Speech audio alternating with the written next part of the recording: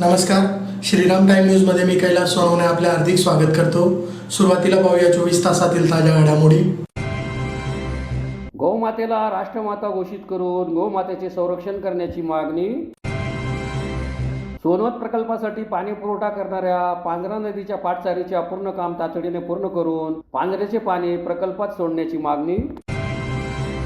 मुख्यमंत्री देवेंद्र फडणवीस यांच्या वाढदिवसाचे औचित्य साधून शिंदखेडा तालुक्यातील निंबूळ ग्रामपंचायतीच्या सभागृहात कृषी माऊली सोहळा उत्साहात संपन्न। छत्रपती शिवरायांचा पुतळा विराजमान केल्यामुळे धुळे जिल्हा सकल मराठा समाजातर्फे आमदार अनुप अग्रवाल यांचा करण्यात आला सत्कार। भाजप महिला मोर्चातर्फे भाजप कार्यालय येथे महिला शेतकऱ्यांना शेतीसाठी लागणारे साहित्याचे वाटप। आणि मुक्ती येथे छत्रपती शिवाजी महाराज महाराजोत्सव अभियानांतर्गत विशेष समाधान शिबिर संपन्न।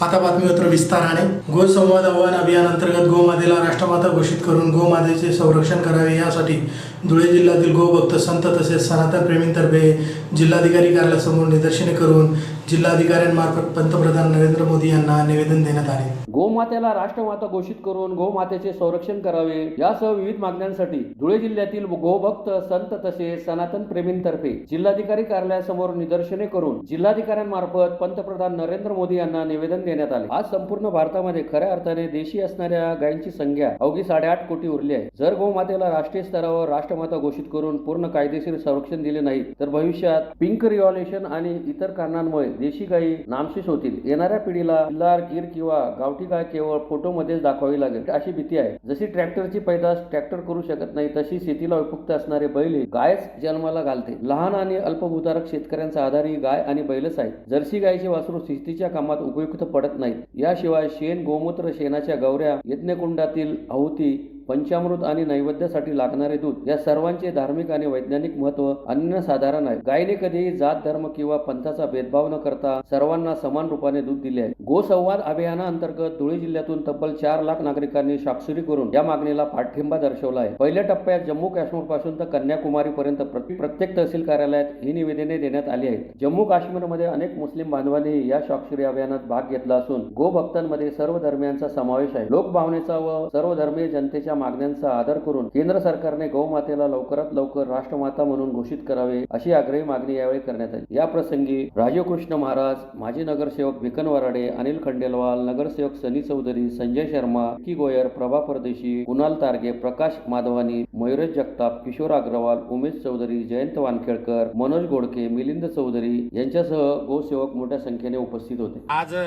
गौसन्मान आव्हान अभियानाचा दुसरा टप्पा।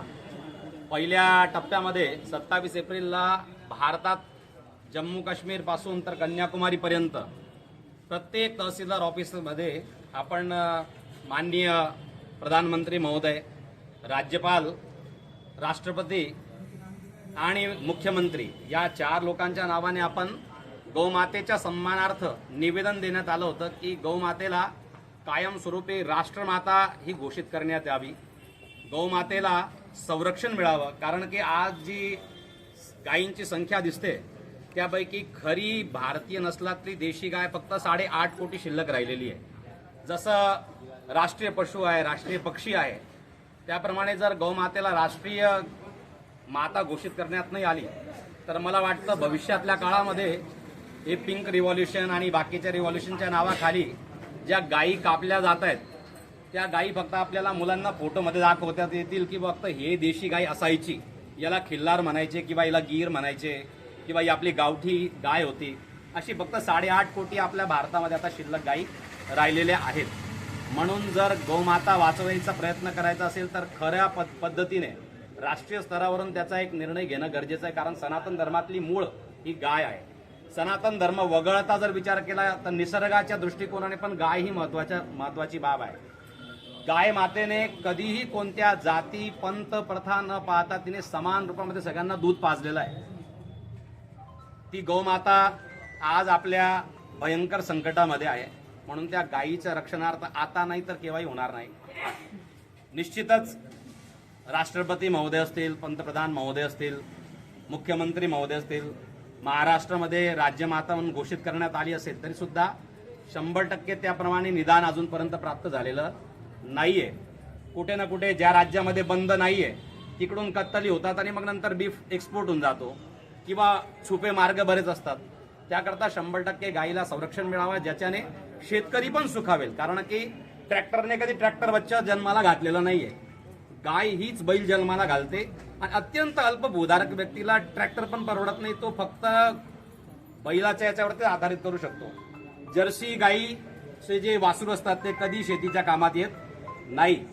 शेण, गोबर गॅस राष्ट्रासाठी सगळ्यात शिंदखेडा तालुक्यातील सोनवत प्रकल्पातील पाणी पुरवठा करणाऱ्या पांझरा नदीच्या पाटचारीचे अपूर्ण काम तातडीने पूर्ण करून पांझऱ्याचे पाणी सोनवत प्रकल्प भरण्यासाठी त्वरित सोडावे, या मागणीसाठी कापडणे व परिसरातील शेतकरी व ग्रामस्थांतर्फे जिल्हाधिकारी कार्यालयासमोर निदर्शने करून निवेदन देण्यात आले. शिंदखेडा तालुक्यातील सोनवत प्रकल्पासाठी पाणी पुरवठा करणाऱ्या पांझरा नदीच्या पाटचारीचे अपूर्ण काम तातडीने पूर्ण करून पांझरेचे पाणी सोनवत प्रकल्प भरण्यासाठी त्वरित सोडावे, या मागणीसाठी कापडणे व परिसरातील शेतकरी व ग्रामस्थांतर्फे जिल्हाधिकारी कार्यालयासमोर निदर्शने करून निवेदन देण्यात आले. मागण्यांवर त्वरित कारवाई न झाल्यास लोकशाही मार्गाने तीव्र आंदोलन छेडण्याचा इशारा निवेदनाद्वारे देण्यात आला आहे. निवेदनात म्हटले आहे की रेल्वे प्रशासनाच्या कामामुळे पाटसारीचे खोदकाम करण्यात आले असून संरक्षक भिंती तोडण्यात आल्या आहेत, मात्र संबंधित काम अद्याप पूर्ण झालेले नाही. यामुळे सोनवत प्रकल्प भरण्यावर प्रश्नचिन्ह निर्माण झाले. प्रकल्प भरला नाही तर कापडणे व परिसरातील हजारो नागरिकांच्या पुढील 8 महिन्यांच्या पिण्याच्या पाण्यासह शेतीच्या पाण्याचाही गंभीर प्रश्न निर्माण होण्याची भीती व्यक्त करण्यात आली आहे. शेतकऱ्यांनी पाटसारीचे तत्काळ संयुक्त पाहणी करावी, संरक्षक भिंत व पाटसारीचे काम तातडीने पूर्ण करावे, सोनवत प्रकल्पासाठी पाणी सोडण्याची हमी द्यावी, संबंधित अधिकाऱ्यांनी दिलेल्या माहितीची चौकशी करून आवश्यक कारवाई करावी, तसेच कमी पावसाच्या पार्श्वभूमीवर प्रकल्प वेळेत भरण्यासाठी विशेष कृती आराखडा तयार करावा आदी मागण्या करण्यात आल्या आहेत. मागण्यांकडे दुर्लक्ष झाल्यास आंदोलनाची जबाबदारी संबंधित विभागाने अधिकाऱ्यांची राहील असा इशाराही देण्यात आला आहे. यावेळी शरद पाटील, दिलीप पाटील, योगेश पाटील, कल्पेश पाटील, नवल पाटील, भगवान पाटील, भिका पाटील, उत्तम माळी, प्रकाश चौधरी, कल्पेश पाटील, जयवंत पाटील, प्रभाकर पाटील, प्रकाश पाटील, प्रल्हाद पाटील, चिंदू लोहार, प्रकाश माळी, प्रशांत पाटील, आबा पाटील, विलास पाटील, संजय जैन, मनोहर माळी, दीपक पाटील, मी कापडणेकर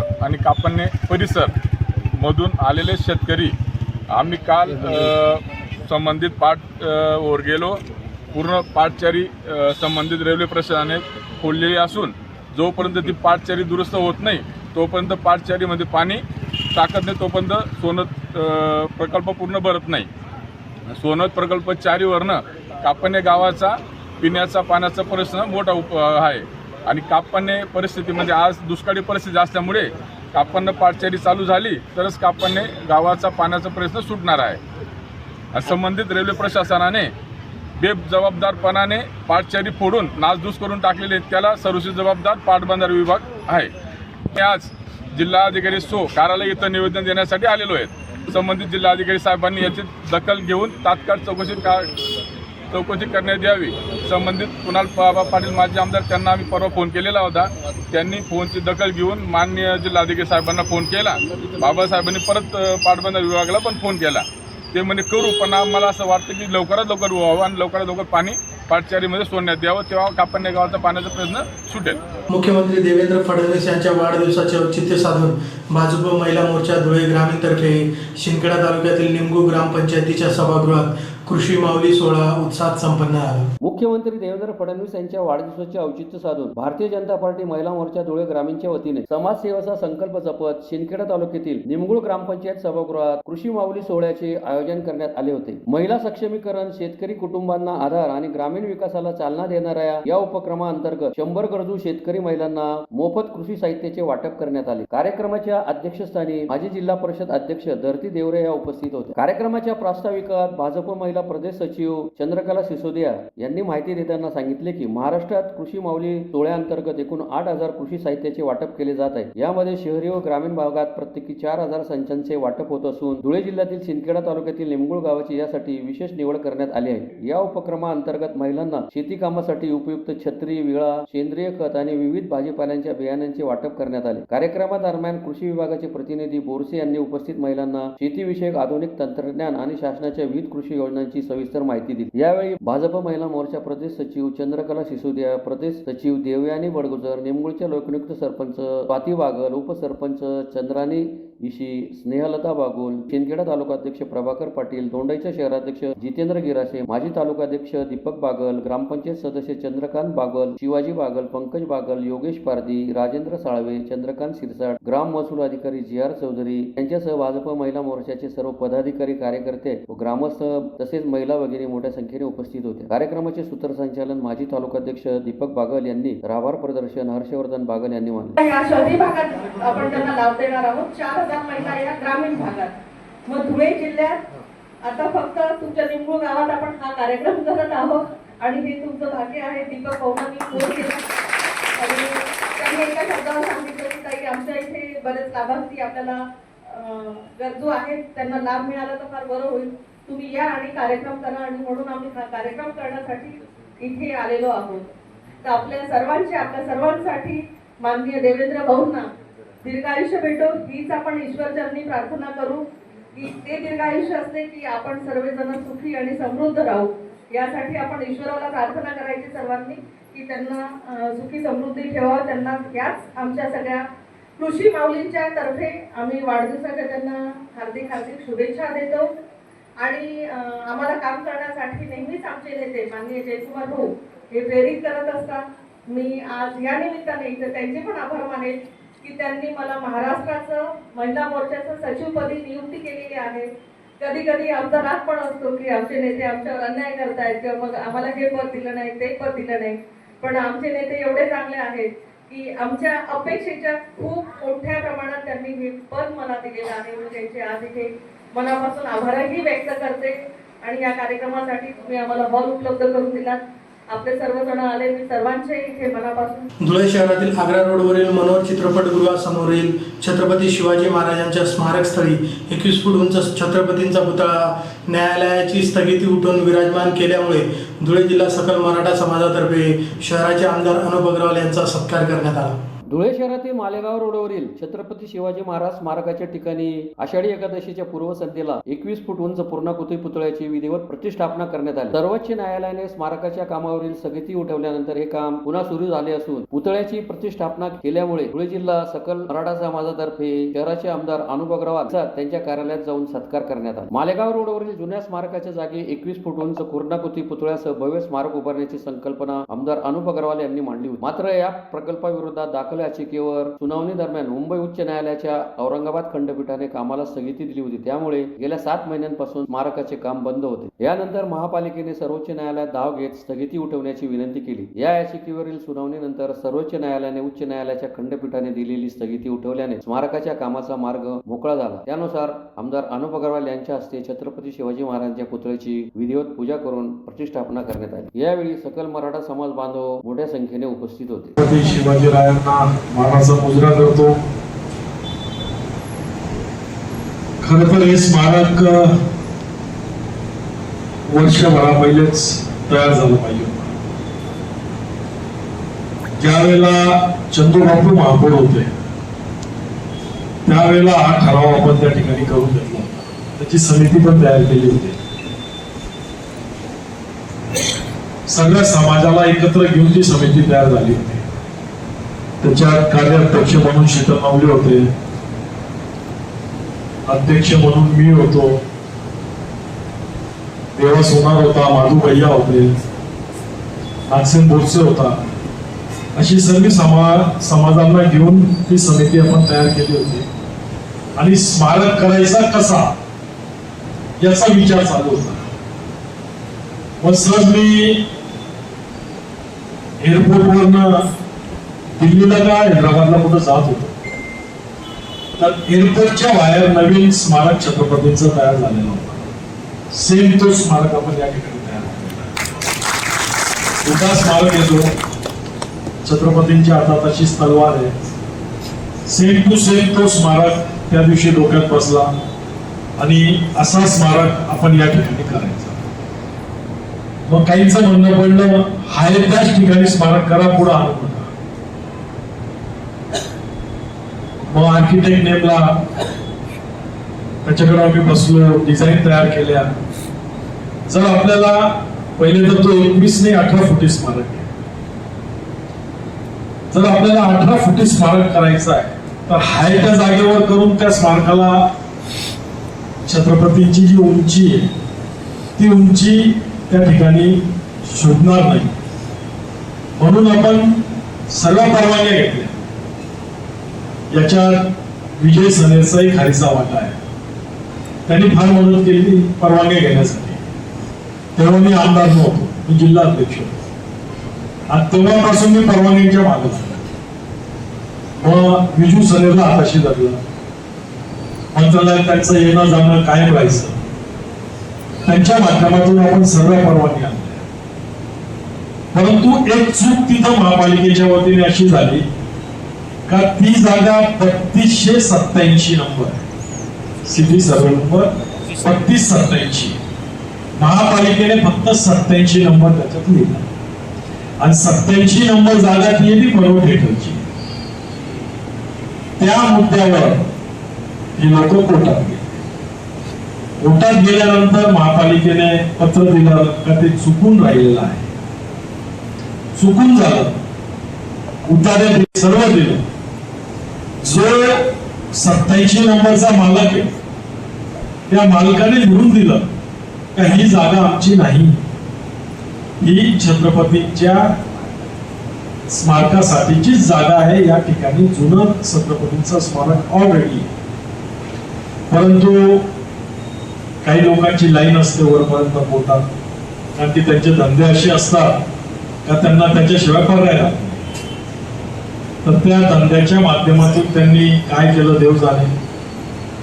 परंतु कोर्टाने स्टे दिला, एक कमिशन नेमलं आणि कमिशनला 6.5 लाख रुपये महापालिकेला भरावे. त्यांची फी होती कमिशन. आता मला हे समजत नाही का जो कोर्टात जातो त्याला वाटतं ही गोष्ट चुकीची आहे, तर मग जजने कोणाकडनं पैसे घेतले पाहिजे. ज्याला वाटतं का ही गोष्ट चुकीची आहे साबित कर, पैसे भर आणि साबित कर. परंतु तसं झालं नाही. महापालिकेला तो 6.5 लाखाचा बोटन बसला, म्हणजे तुम्हाला मला बसला, कारण की आपण टॅक्स भरतो, घरपट्टी भरतो.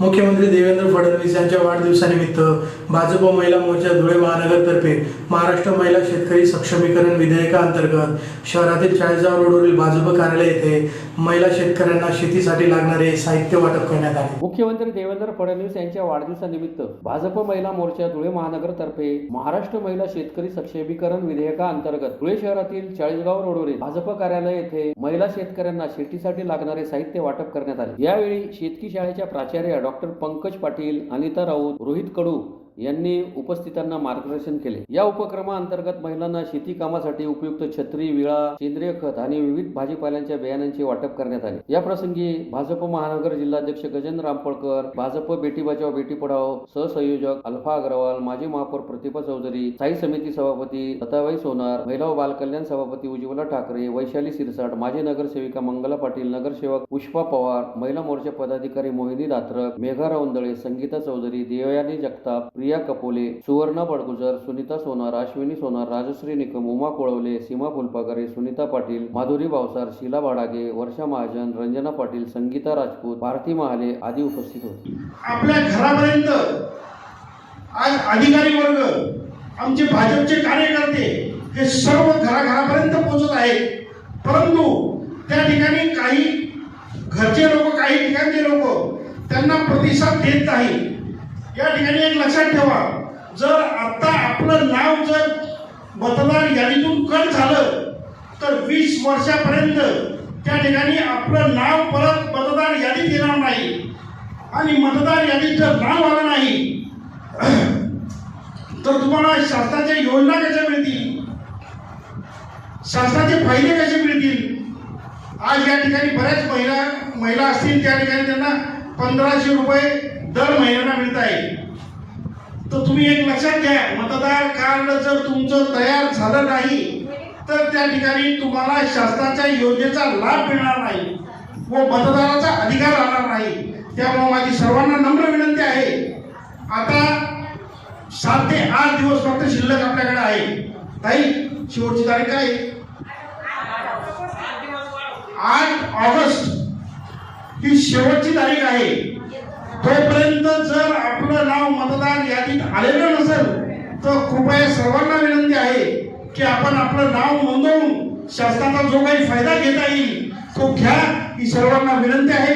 एवढंच बोलतो आणि माझे 2 शब्द संपवतो. जय हिंद, जय महाराष्ट्र. मुख्यमंत्री देवेंद्र फडणवीस यांचा वाढदिवस व स्वर्गीय अजित पवार यांच्या जयंतीचे औचित्य साधून धुळे तालुक्यातील मुकटी येथील साळुंके भवन येथे छत्रपती शिवाजी महाराज महाराजस्व अभियानांतर्गत विशेष समाधान शिबिराचे आयोजन करण्यात आले होते. मुख्यमंत्री देवेंद्र फडणवीस यांचा वाढदिवस व स्वर्गीय अजित पवार यांच्या जयंतीचे औचित्य साधून धुळे तालुक्यातील मुकटी येथील साळुंके भवन येथे ग्रामस्थांना शासकीय योजनांचा लाभ त्यांच्या दारात मिळावा आणि प्रशासकीय सेवा अधिक पारदर्शक व गतिमान व्हावी या उद्देशाने छत्रपती शिवाजी महाराज महाराजस्व अभियानांतर्गत विशेष समाधान शिबिराचे आयोजन करण्यात आले होते. आमदार राघवेंद्र बदाने यांच्या हस्ते शिबिराचे उद्घाटन करण्यात आले. प्रशासन लोकाभिमुख, गतिमान आणि पारदर्शक करण्यासाठी राज्य शासन कटिबद्ध असून महसूल विभागासह विविध शासकीय यंत्रणा एकाच छताखाली आणून नागरिकांचे प्रलंबित प्रश्न जागेवरच निकाली काढणे हा अभियानाचा मुख्य उद्देश असल्याचे राघवेंद्र बदाने यांनी सांगितले. शिबिरात महसूल, कृषी, आरोग्य, सामाजिक कल्याण आदी विभागांचे स्टॉल उभारण्यात आले होते. जातीचा दाखला, उत्पन्नाचा दाखला, रहिवासी दाखला, संजय गांधी निराधार योजना, शेतकरी योजनांसह विविध अर्ज स्वीकारून त्यावर तातडीने कारवाई करण्यात आली. डिजिटल प्रक्रियेमुळे अनेक नागरिकांना तात्काळ लाभ मिळाला. यावेळी तहसीलदार अरुण शेवाळे, माजी कृषी सभापती प्राध्यापक अरविंद जाधव, भाजप संघटन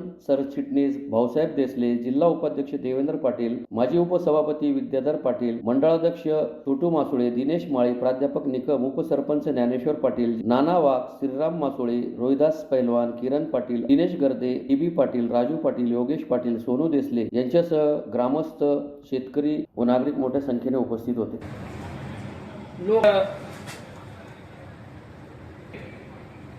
आदरणीय देवेंद्रजी फडणवीस साहेब व ज्यांचं निधन झालं ते उपमुख्यमंत्री स्वर्गीय अजितदादा पवार यांच्या जयंतीच्या निमित्ताने व मुख्यमंत्री साहेब वाढदिवसाच्या निमित्ताने छत्रपती शिवाजी महाराज राजस्व अभियानाच्या या कार्यक्रमाच्या प्रसंगी सर्व अधिकारी मंडळी, पोलीस खात्याचे मंडळी, सर्व सन्माननीय पदाधिकारी, शिक्षक, शिक्षकेतर वृंद सुद्धा जिल्हा परिषदचे काही उपस्थित आहेत, तरुण मित्र, की ज्या ज्या वेळेस धनानंदाची सत्ता निरंकुश होते त्यावेळेस चंद्रगुप्त मौर्याचा जन्म हे लोकांच्या म्हणून घ्यावा लागतो. म्हणून असा चंद्रगुप्त मौर्य देवेंद्रजी फडणवीस साहेबांच्या माध्यमातून या महाराष्ट्रामध्ये उदयास आला आणि भारतीय जनता पार्टीची सत्ता 2014 साली या महाराष्ट्रामध्ये स्थापित झाली. तेव्हापासून आपण बघतो की जनकल्याणाचे एक एक निर्णय या ठिकाणी घेतले गेलेले आपल्याला सर्वांना बघायला मिळतात.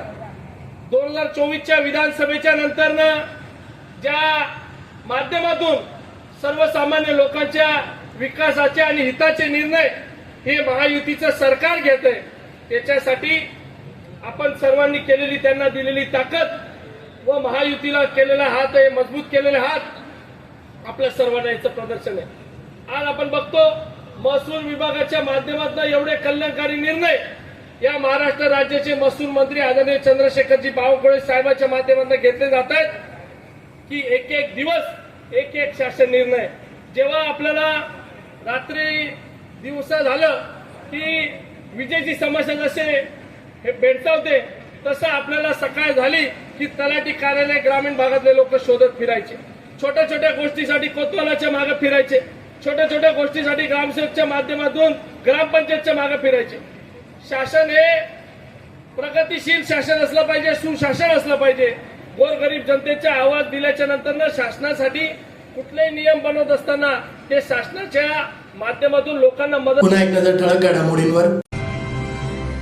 गौमातेला राष्ट्रमाता घोषित करून गौमातेचे संरक्षण करण्याची मागणी.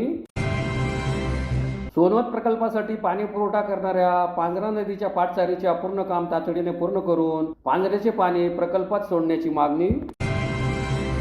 मुख्यमंत्री देवेंद्र फडणवीस यांच्या वाढदिवसाचे औचित्य साधून शिंदखेडा तालुक्यातील निमगुळ ग्रामपंचायतीच्या सभागृहात कृषी माऊली सोहळा उत्साहात संपन्न.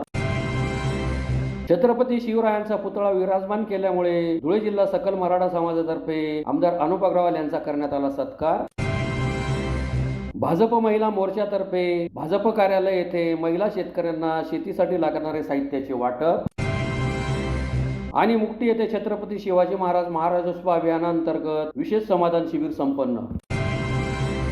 याचबरोबर श्रीराम टाइम न्यूजचे बातमीपत्र संपले. दिवसभरातील ताज्या घडामोडींसाठी पाहत राहा श्रीराम टाइम न्यूज. भेटूया पुढील प्रसारणात. तोपर्यंत नमस्कार.